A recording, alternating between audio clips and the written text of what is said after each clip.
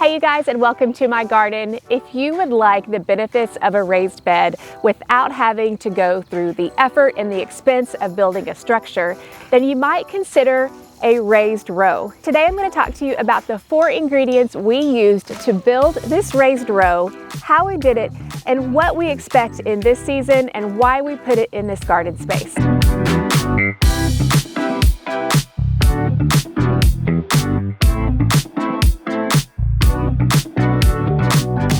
For many years, I had this particular space in my garden that is the lowest place in my garden. It held water and it was really hard to grow anything. I tried to grow strawberries, corn, all sorts of things, and nothing really ever grew. So it was a space that I needed to figure out a way to utilize. And because we just built another raised bed, I didn't want to build another one this season. I decided to go with a raised row. It's something I've heard a lot of things about, but something I'd never actually tried. The concept is pretty simple. I just took all the ingredients I would normally use to fill a raised bed, and instead of filling a bed structure, I used the same ingredients to build up this raised row. And I haven't measured it yet, but I would imagine it's probably about 12 inches tall. Now, I did that on purpose because I know it's going to settle. But let me show you the ingredients that I used. I basically used the exact same ingredients in building this raised row as I did my raised bed. I started out with a layer of shredded leaves from the fall, and then on top of that, I added straw that was from last year's straw bale garden. And the reason I used this was because this had already been conditioned, it had already been grown in, it was full of nitrogen and carbon. It's just actually a perfect thing to put in any kind of raised bed or raised row, whatever you have if you used the straw bale garden in the past. So that was the second ingredient. And then on top of that, I added topsoil. And then on top of that, I added compost. Now that was what I did in the raised bed structure. When it came to the raised row, I basically copied and pasted the exact same method, the exact same ingredients in the exact same order. So let me show you how this was actually done. My family helped me out with this again because I was still dealing with some back trouble at the time, and they were a huge help here. Now at the end of this, I'm going to talk to you about what you could do if you don't have straw bales from a previous straw bale garden and how I would change that method if you don't have that ingredient, but you can still use this method to create a raised row.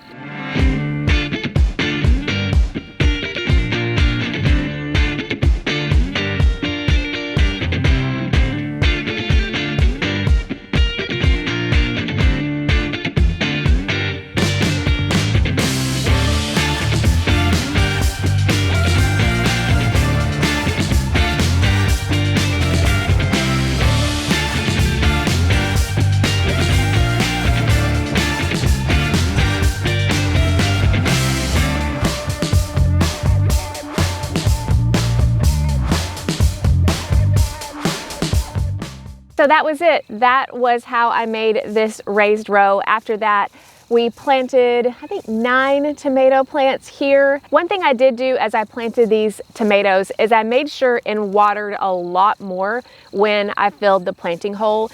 The reason is because even though this is the area of our garden that retains a lot of water, we actually have had less rainfall in April than normal. So the raised row ingredients themselves were not very well saturated. So I wanted to get these tomatoes off to a good start. I put a lot of water down at planting time. And so that's one thing that I did a little bit differently.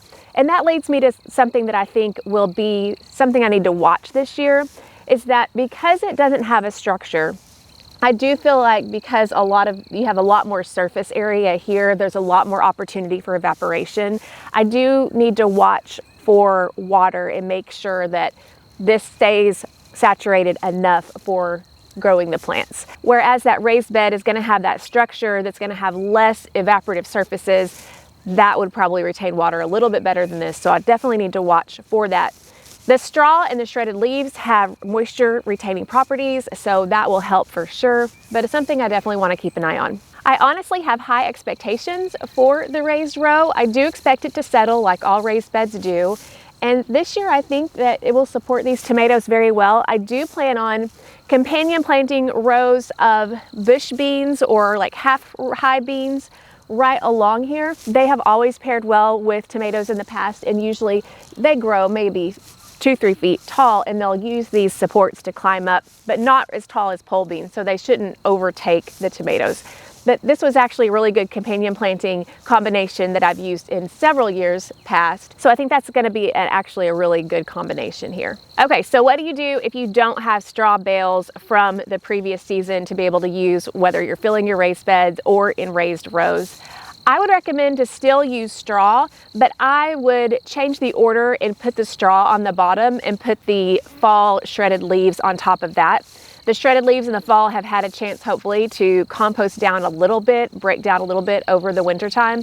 And I would rather those be closer to the root zones of my plants than the straw. The straw is a sheer carbon source, and while I think it actually has a lot of benefits in the bottom of a raised bed to help hold moisture, I would prefer to have the leaves a little bit closer to the top of the soil to help feed the plants that way.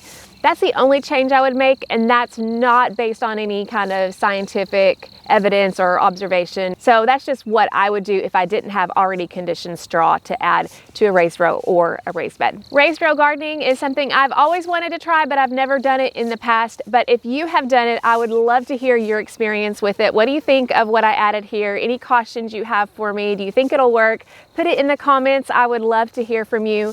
And make sure and like and subscribe as I update throughout the season to see how this new experiment works. Thank you for joining me in my garden today. And if you're in your garden and you like to listen to garden podcasts like I do, be sure to check out my podcast, the Beginner's Garden Podcast, and I'll see you again next week.